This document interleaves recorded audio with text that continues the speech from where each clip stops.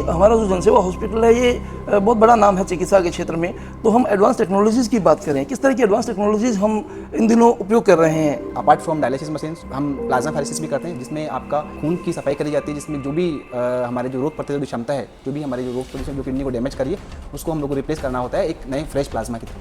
सामान्य लोगों के लिए पानी का पर्याप्त मात्रा में लेना बहुत ज़रूरी चीज़ है किडनीज़ के लिए। अगर हम पानी का पर्याप्त मात्रा में नहीं ले पा रहे हैं तो इसकी वजह से किडनीज़ खराब हो सकती है। सेकंड, जो पेन किलर्स जो मिलती है, ओवर द काउंटर ड्रग्स जिनको बोलते हैं, जो मेडिकल से जो दर्द की दवाएं लेकर जो पेशेंट्स रेगुलर खाते रहते हैं, उनकी वजह से जो किडनी डैमेज होती है वो बहुत तेज़ी से डैमेज होती है और मरीजों को तब पता चलता है जब किडनी काफ़ी हद तक डैमेज हो चुकी होती है।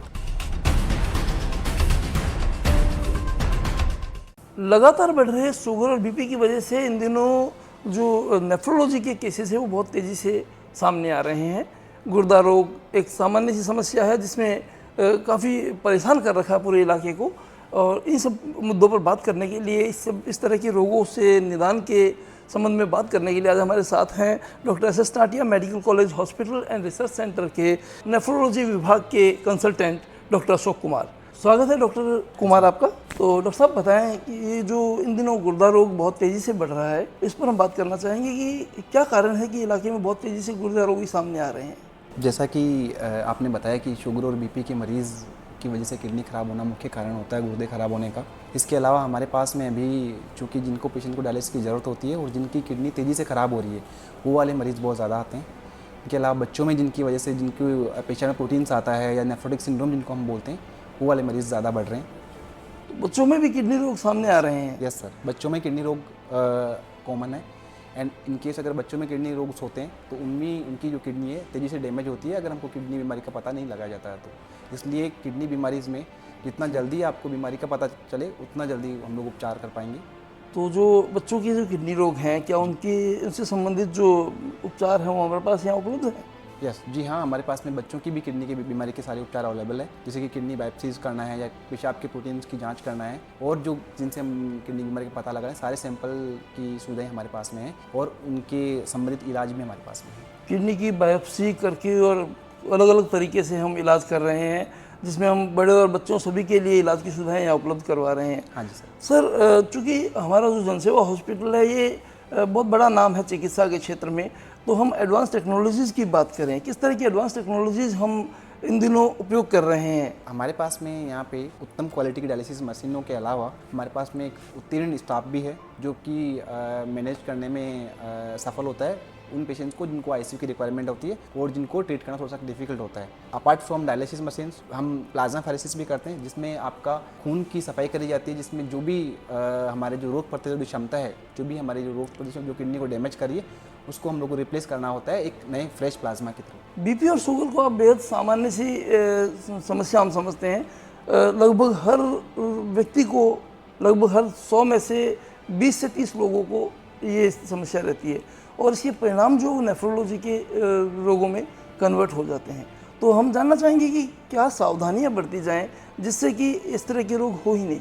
शुगर की वजह से किडनी खराब होना हमारे हिंदुस्तान में मुख्य कारण है किडनी के मरीज होने का और उन पेशेंट्स का जिनको भी डायलिसिस की ज़रूरत पड़ रही है। सो जिन पेशेंट्स को डायबिटीज़ है उनको चाहिए कि वो हर 3 से 6 महीने में एक बार किडनी की और एक बार अपने पेशाब की जांच जरूर कराएं। जितना जल्दी हमको किडनी की बीमारी का पता चलता है उतना जल्दी हम लोग उपचार कर पाएंगे। शुगर की वजह से किडनी तेज़ी से ख़राब होती है अगर बीमारी का पता नहीं लगाया जाता है तो। सर, जो जन सामान्य है, जो आम पब्लिक है, वो क्या सावधानियाँ बरते जिससे कि उनकी किडनी बिल्कुल हेल्दी बनी रहे, वो स्वस्थ बनी रहे? अगर हम लोग किडनी की बीमारी का पहले से पता चला के रखें और किडनी की बीमारी का डायग्नोस अच्छी तरीके से करें तो हम लोग उसको किडनी को पूरी तरीके से ठीक कर सकते हैं।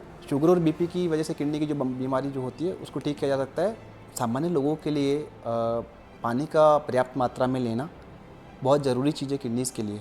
अगर हम पानी का पर्याप्त मात्रा में नहीं ले पा रहे हैं तो इसकी वजह से किडनीज़ ख़राब हो सकती है। सेकेंड, जो पेन किलर्स जो मिलती है, ओवर द काउंटर ड्रग्स जिनको बोलते हैं, जो मेडिकल से जो दर्द की दवाएं लेकर जो पेशेंट्स रेगुलर खाते रहते हैं, उनकी वजह से जो किडनी डैमेज होती है वो बहुत तेज़ी से डैमेज होती है और मरीजों को तब पता चलता है जब किडनी काफ़ी हद तक डैमेज हो चुकी होती है और उस टाइम तक हमारे पास में कोई इलाज नहीं होता है। तो मैं सामान्य लोगों से बोलना चाहूँगा कि अगर किसी को भी पेन किलर्स अगर कहीं पर भी दर्द हो रहा है तो दर्द की दवाई जो है अपने फिजिशियन से जानकारी लेकर ले।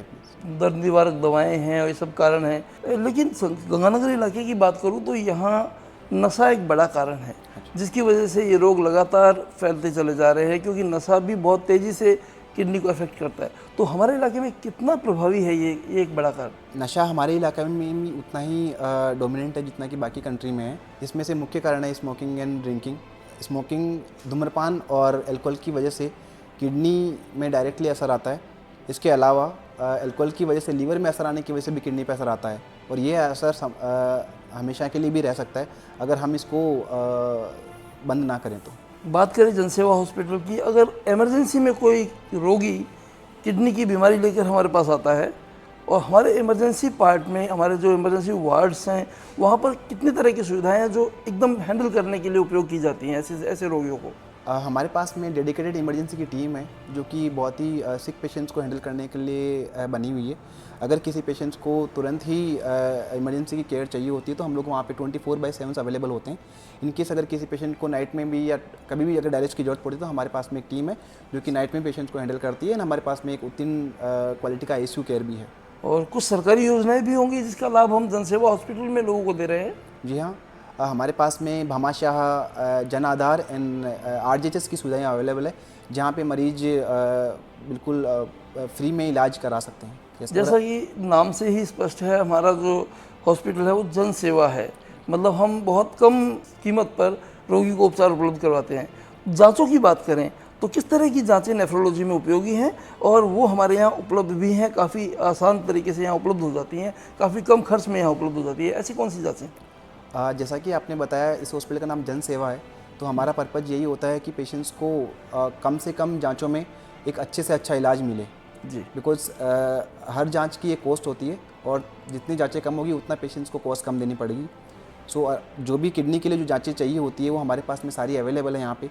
जो भी एडवांस अगर जांचें भी चाहिए होती है तो वो भी हमारे पास में अवेलेबल है। तो हमारा प्रयास है कि अधिकतम जो गुर्दा रोगी हैं उनको हम यहाँ ठीक कर पाएँ, और उसके लिए हमारे पास एक्सपर्ट डॉक्टर्स हैं, हमारे पास एक्सपर्ट ट्रेंड स्टाफ है और तमाम तरह की इक्विपमेंट्स हैं। तो डॉक्टर कुमार, आपका बहुत बहुत धन्यवाद, आपने हमें समय दिया और हमारे जो व्यूवर्स हैं उनको उपयोगी जानकारियाँ दी। बहुत आभार। Thank you sir, thank you.